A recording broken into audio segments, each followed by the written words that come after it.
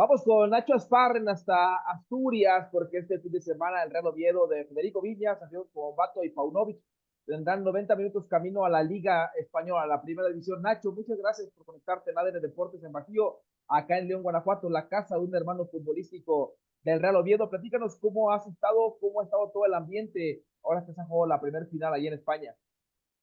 Hola Julio, ¿qué tal? Muchas gracias a ti por la invitación. Pues bueno, puedes imaginarte, ¿no? Para el Oviedo, que es un club histórico de primera división, pero que viene te iba a decir de años, ya de décadas, de 24 años sin pisar el fútbol de primer nivel en España, y en 2 años seguidos le ha tocado la oportunidad de luchar por el último partido, por el ascenso, ¿no? Por ese playoff de ascenso, que es el sistema que tenemos aquí en España. Estamos en la última eliminatoria.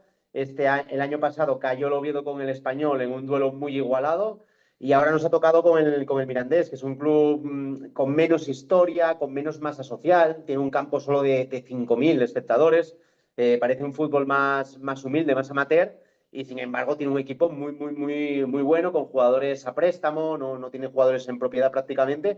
Y después del partido de ayer, puede que se haya resentido un poco ese optimismo que había, pero bueno, enseguida Paunovic se ha encargado de volver a que florezca el optimismo en que se puede volver a primera división en el partido ese del sábado, que va a estar aquí el Carlos Tartier con 30.000 espectadores, lleno a rebosar, esperando esa victoria del Oviedo que le llevaría otra vez a primera división. Oye, Nacho, a mí me ha encantado la imagen final del partido allá en la cancha de Mirandés, donde pese a que el marcador es derrota, pese a que el marcador es en contra y esperar 25 años para una final de ascenso, ver a la afición que se quedó al momento, que fue buena entrada ayer en Miranda, pero que además los jugadores fueron a aplaudirles, a reconocerles el esfuerzo, el viaje. No fue una imagen de derrotismo, fue una imagen Sí, de caímos, pero estamos vivos. sí, a ver, ten en cuenta que además el Oviedo falló un penalti con Lombato en el minuto 85, que tú puedes decir, bueno, el 1-0 no es mal resultado, pero si nada más fallar el penalti, 5 minutos después acaba el partido, y la primera sensación es decir, qué oportunidad hemos dejado pasar, ¿no? Y ahí yo creo que es muy importante, como te decía, la labor de Paunovic, ¿no? Es un tipo súper optimista, con un mensaje muy positivo desde que ha llegado. El Oviedo, con el anterior entrenador, con Calleja, seguía una dinámica que parecía que el equipo se le iba cayendo.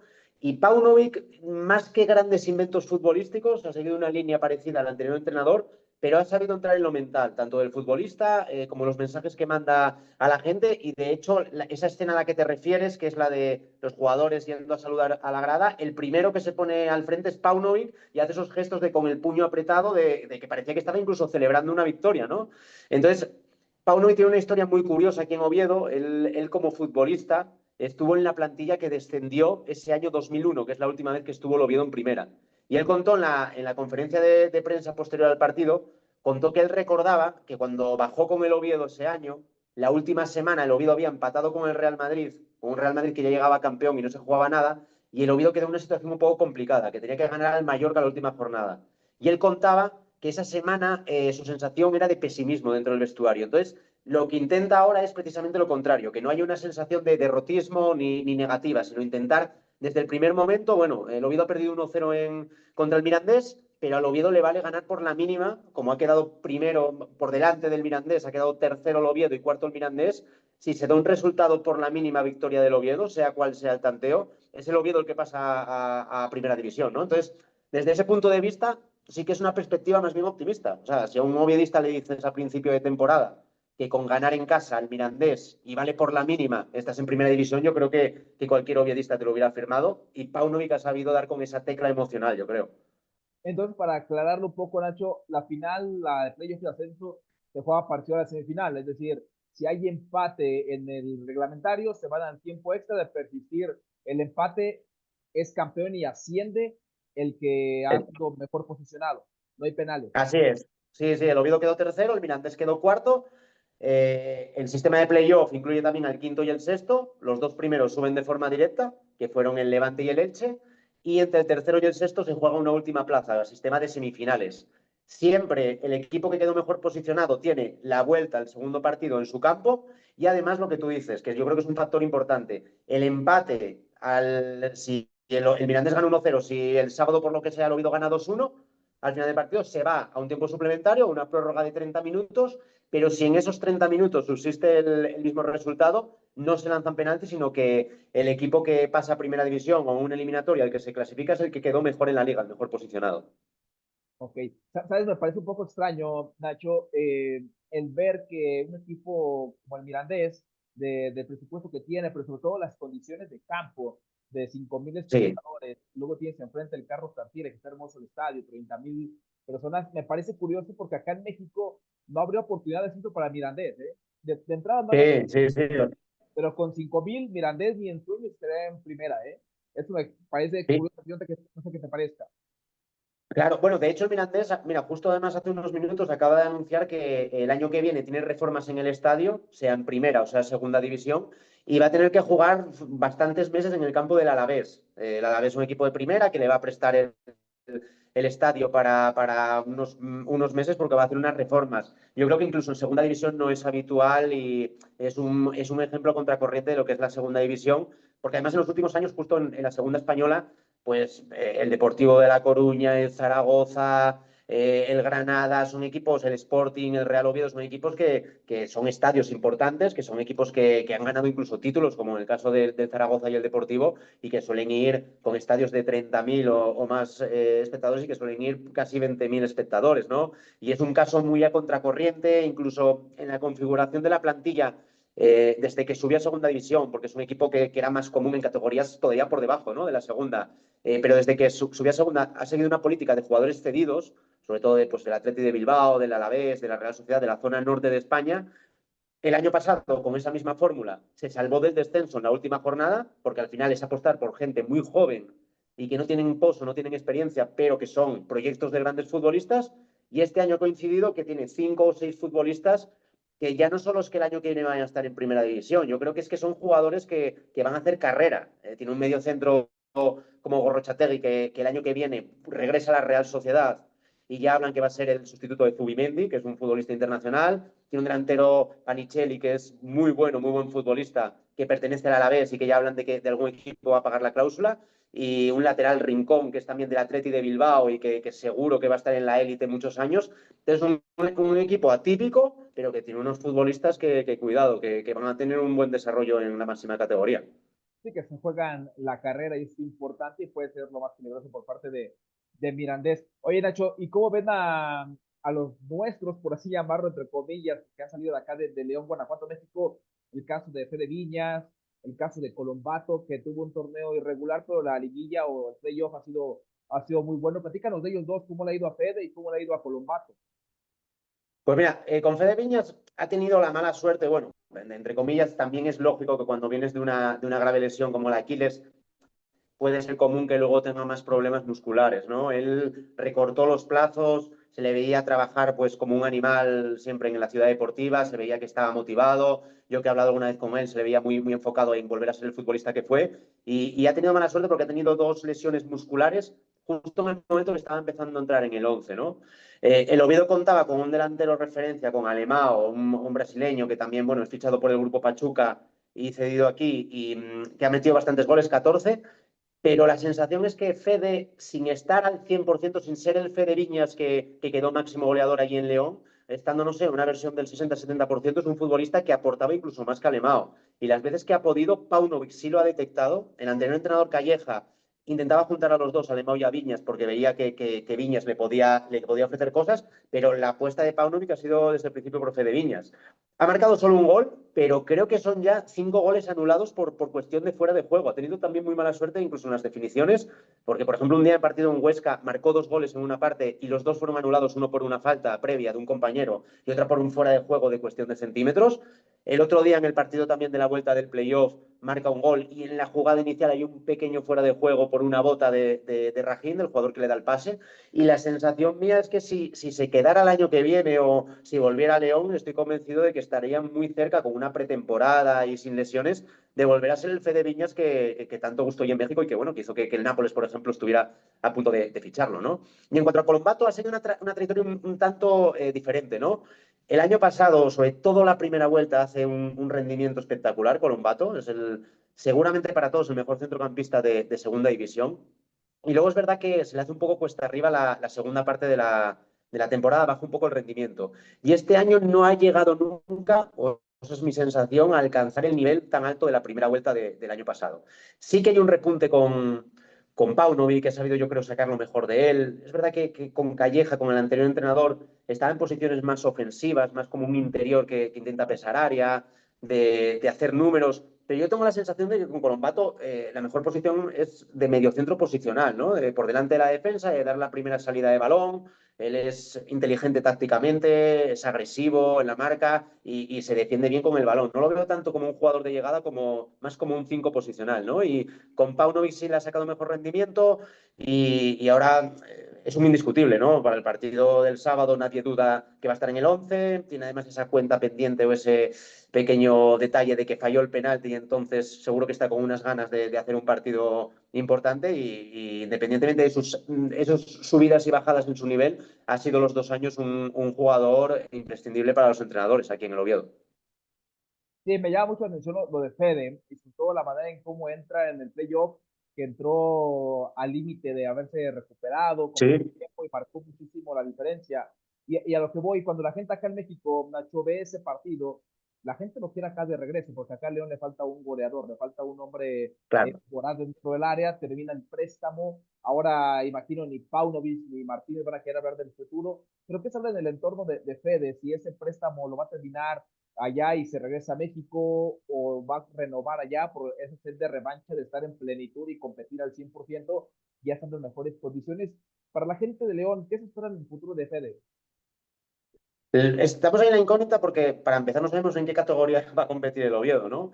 Y a mí sí me consta que él está muy contento aquí, que la familia está muy, muy, muy feliz en Oviedo y que él ha encontrado su sitio, aunque no haya tenido la suerte de las lesiones. Pero bueno, ya sabes cómo es el funcionamiento del Grupo Pachuca. Al final, incluso preguntas en el Oviedo y te dicen, pues lo que diga el jefe, ¿no? Al final va a ser Jesús Martínez el que tome la decisión, seguramente consensuada, evidentemente, con su gente que tiene aquí, que tiene León y con el propio Fede. Y luego hay que tener en cuenta un factor muy importante, ¿no? Que es año previo al Mundial. Fede Viñas está entrando en las últimas convocatorias con Bielsa, justo la última no por esa lesión, pero estaba convocado.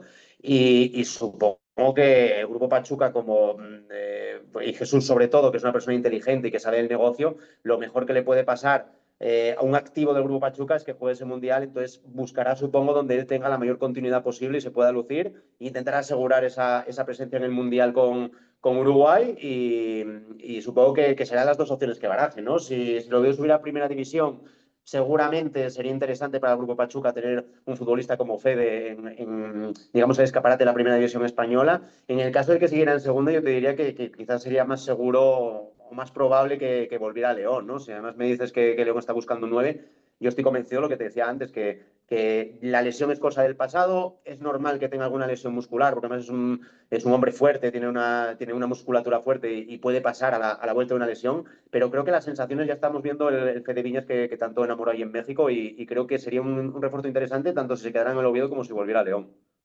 Vamos a quitar el apellido Martínez. Nacho, ¿cómo se han sentido ustedes con los empresarios mexicanos allá en Oviedo para los Carballones? En cuanto va para allá y llegan y al primer año juegan un playoff por ascenso, acá en México dijimos, es que el señor le sabe. Acá en León atendió muchas Sí. veces a Pachuca, muchas franquicias de Pachuca que después las vendía a Juárez, a Irapuato, luego se viene a León y también lo asciende. Es decir, le sabe a esto, Jesús, va a experimentar, sí, a España con otro reto, sobre todo por el tema salarial y otra dinámica de liga, pero le vuelve a salir, vuelve a tener dos finales consecutivas al Real Oviedo. Llama mucho la atención de que los Martínez le saben, pero ¿cómo se han sentido ustedes? Aquí tienen, a ver, prácticamente entró de pie, como decimos aquí, que te sale todo prácticamente de cara. A ver, el primer año era más complicado porque era un proyecto ya iniciado, el entrenador, el director deportivo, se da ese traspaso de poderes con Carso, pero todos los pasos que ha dado ha sido hacia adelante. O sea, el Oviedo desde la llegada de Jesús Martínez, el Grupo Pachuca, aquí también con la gente que tiene aquí, con Martín Peláez en la presidencia del club, ¿no? Que es algo más que un socio para él, es casi de la familia. Y bueno, vosotros supongo que lo conocéis bien a Jesús Martínez, es un hombre súper pasional, que está pendiente del Oviedo. Yo siempre recuerdo una anécdota que fue cuando Pachuca gana allí yo creo que es el último título, la Champions, o cuando se clasifica para el Mundialito. Yo me acuerdo de hablar con él y felicitarle. Y su respuesta fue, sí, sí, pero el sábado hay que ganar a, no sé contra quién jugaba el Oviedo, a Zaragoza, ¿sabes? Que está pendiente hasta en los momentos de celebración de las cosas van bien, él está pendiente de todo lo que rodea al Oviedo, ¿no? Y él ya ha dicho varias veces que es su obsesión. Y la imagen yo creo que aquí es más que positiva, es muy buena. Por ejemplo, con el grupo K, edita, ¿no? Ahí está, estábamos, Nacho. Nada, te decía que la diferencia seguramente entre Pachuca y Carso es que el grupo Carso con Arturo Elías sí se valoró, sobre todo desde el punto de vista económico, llevó un poco digamos, la tranquilidad económica del club con las inversiones, con la reducción de la deuda, que era histórica y se arrastraba de hace muchos años en el Oviedo.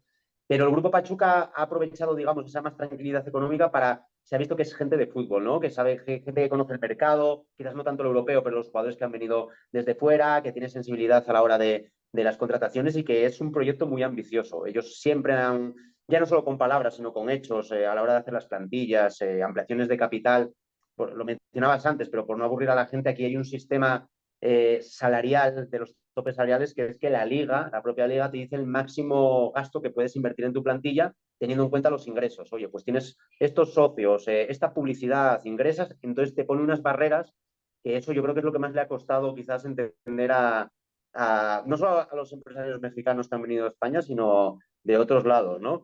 Y él se ha sabido adaptar. Ahora hay un proyecto súper importante y muy bonito que es una nueva ciudad deportiva que quieren hacer, siempre dicen que quieren hacer un modelo, replicar el modelo de la Esmeralda y de León aquí en Asturias, ¿no? Porque la ciudad deportiva de Oviedo se ha quedado pequeña.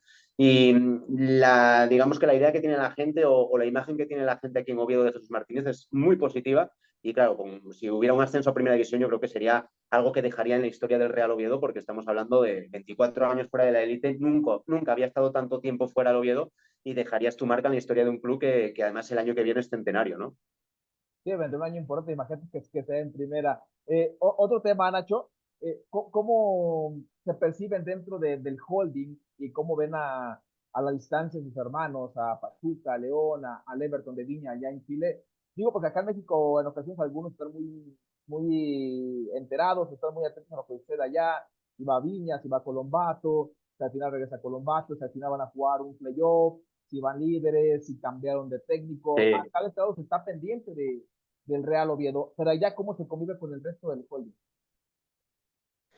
Tú fíjate que el otro día me decía un compañero que había visto un par de camisetas de Pachuca en el Tartiere. Porque, o sea, digamos que, claro, al ser el grupo Pachuca, lo asociamos, la gente lo asocia más a Pachuca que a León, ¿no? Digamos, el nexo con Jesús Martínez, siendo el club, vamos, que lleva más tiempo y demás. Y todos los días, ¿verdad? Todos los fines de semana ves alguna camiseta, alguna bandera de México, ¿no? Y luego si se produce ese nexo, sobre todo a la hora de traspaso de futbolistas, sí que hay gente que está pendiente un poco de lo que hace León y México y de los futbolistas interesantes que pueda haber, ¿no? Entonces ya sabes la gente cómo es, ¿no? Uf, si el Oviedo sube a primera y conociendo a Jesús Martínez, seguro que Idrissi acaba en el Oviedo, seguro que enseguida empiezas a ver un poco los futbolistas que destacan en otros clubes y bueno, y en el otro sentido de vuelta también, ¿no? Como pasó con Borja Sánchez, que aunque no tuvo suerte en un jugador de los jugadores de más talento que salieron aquí de la cantera, no tuvo suerte en León, pero que se puede aprovechar también, ¿no? Entonces sí que se produce un poco más de curiosidad y de seguimiento del fútbol mexicano, que quizás antes no se seguía tanto, ¿no? Aquí se seguían más igual ligas europeas, ¿no? Como la Premier o la Liga Italiana o la Alemana, y ahora sí que desde la llegada del Grupo Pachuca sí se produce un poco más ese interés por la Liga Mexicana.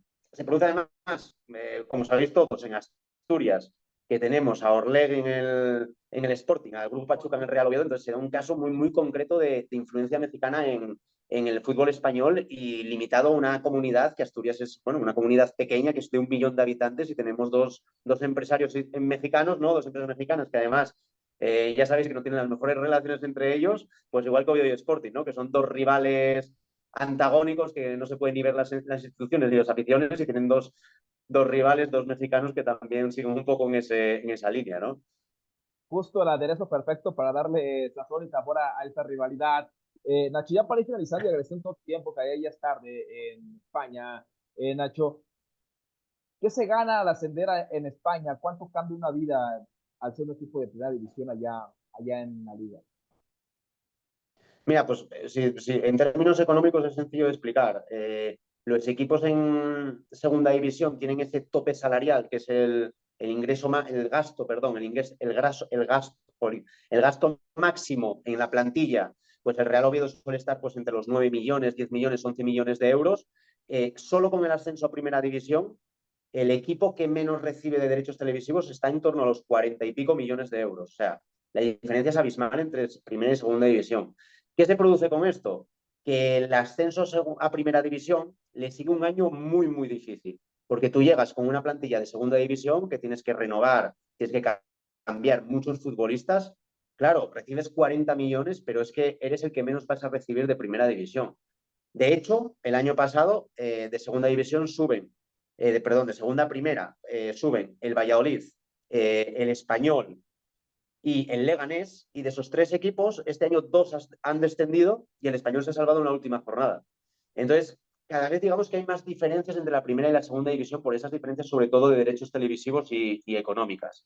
Esto desde el punto de vista económico, desde el punto de vista social, de repercusión, bueno, pues es como el día y la noche, ¿no? La segunda división es verdad que en España tiene bastante repercusión, tiene mucho seguimiento porque es una competición súper emocionante que siempre llega hasta las últimas jornadas con 10 equipos involucrados en el posible ascenso, que es muy atractiva para el espectador, pero claro, el salto de calidad de seguimiento a nivel nacional no tiene nada que ver si estás en primera división, ¿no? Y te enfrentas a los grandes, al Madrid, al Barça, al Atlético de Madrid y compañía. Entonces, y luego hay una labor más, digamos, un pozo sentimental, que es que aquí en Oviedo, que es un equipo, ya te decía, que es de los históricos, que ha estado tantas temporadas en primera división, que ha sido tercero en alguna ocasión en la primera división, y aquí hay generaciones de chavales, ya no solo niños, de chavales que nunca han visto el Oviedo en primera, son 24 años, entonces todo chaval que tenga menos de 30 años prácticamente no ha visto el Oviedo en primera división, y digamos que es una generación que se está perdiendo cosas que yo, que ya tengo más edad, que tengo 42 años, yo sí me acuerdo de ir con 8, con 9, con 10 años al Tartiere y ver partidos, ganarle al Madrid campeón de Europa, ¿no? El Oviedo en el Tartiere, ganarle al Barça de Van Gaal y de Rivaldo, no sé. Son recuerdos que hay generaciones que se están perdiendo y que ahora se podría recuperar si llegas otra vez a Primera División. Sí, y sabes, Nacho, justo lo hablaba con Jesús Martínez Jr. acá en León hace una semana, cuando clasifican a esta final de playoff, donde los dos recibimos la misma analogía, ¿no? Los niños de aquel descenso hoy ya son adultos y los que eran adolescentes Claro. hoy ya son viejos, entonces se han perdido muchísimos años. Acá en León tardamos 10 años para llegar a una primera y fue eterno. No quiero imaginar lo que han sido todavía 15 años más para esos 25. Ha sido una historia brutal. ¿Qué hace fuerte al Oviedo para la final del sábado, Nacho? Yo creo que, a ver, el resultado no es el más positivo porque el 1-0 al final te hace estar por detrás, pero te simplifica el mensaje. El Oviedo tiene que salir a marcar, tiene que salir a ganar y tiene que salir a atacar, ¿no? En la primera eliminatoria, el Oviedo ganó 1-2 al Almería, que el Almería estamos hablando de la plantilla más cara y más valiosa de segunda división, con una diferencia abismal. Es Tiene verdad que no favorito, estaba ¿no? Luis Suárez, el colombiano, pero la vuelta le salió regular al Oviedo, salió mucho más enchufado al Almería, que el Almería salió desatado, sin necesidad de defender, a buscar el ataque, y al descanso estaba ganando la Almería y hasta que salió Santi Cazorla, que cambió el partido, ¿no? Con 40 años el chico, y te cambia el partido. Entonces ahora el mensaje es muy sencillo, o sea, el Oviedo tiene que marcar, no va a jugar con el resultado ni con el tiempo, otra cosa es que se ponga 1-0 y entonces ya empieces a dudar, pero de primeras espero un Oviedo atrevido, un Oviedo que vaya al ataque, y un Oviedo convencido y siguiendo un poco las pautas de Paunovic, que aquí todo lo que ha tocado le ha salido bien, y de hecho es la primera derrota que ha tenido como entrenador del Oviedo, y todavía con ese margen que tienes para enmendarlo el próximo sábado, que se va a ver un ambiente espectacular, 30.000 espectadores, mañana se ponen a la venta las últimas entradas, perdón, el miércoles, que serán 1.000, deben quedar por vender, y además caras, pero se van a vender igual y va a haber un ambiente espectacular seguro. Nacho, finalizando, algo que quieras agregar para la gente mexicana que va a estar atenta el sábado al partido del Oviedo contra el Mirandés. Pues nada, yo creo que el mensaje sobre todo que la gente es que vaya a disfrutar, que es una jornada bonita, porque por todo lo que se ve en la previa, con todo lo que se puede ver en los momentos previos, ¿no? El cántico cuando salen los jugadores, que ya pasó el año pasado, y luego ya pues va a tocar sufrir porque un partido por el ascenso, un partido que estás en una posición de regresar al fútbol al de máximo nivel 24 años después, es normal que toque sufrimiento. Pero bueno, yo creo que aquí hay bastante confianza en lo que puede hacer el Oviedo, y sería un colofón precioso para iniciar, digamos, la temporada del centenario. El Oviedo cumple 100 años la temporada que viene y estar en primera división con este proyecto tan importante del Grupo Pachuca, con todo lo que viene detrás, con esa ciudad deportiva que te mencionaba antes y sobre todo hay un elemento que también sentimental que es poner la guinda a la carrera de Santi Cazorla, que no tenía por qué haber vuelto el Oviedo, lo hizo después de 3, 4 años en Qatar, que parecía que ya estaba cerca de la retirada, y dijo, mira, voy para el Oviedo, no cobro nada.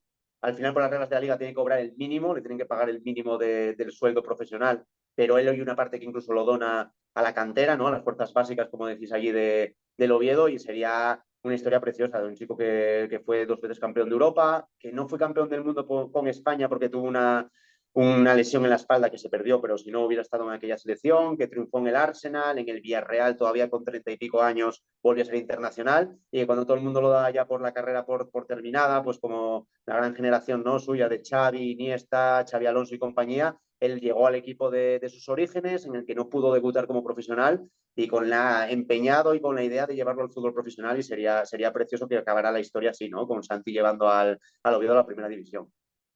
Perfecto. Ha sido la tertulia con Nacho Farren, periodista español de la Nueva España, siguiendo el paso a paso del Real Oviedo. Muchas gracias, Nacho. Nada, gracias a vosotros.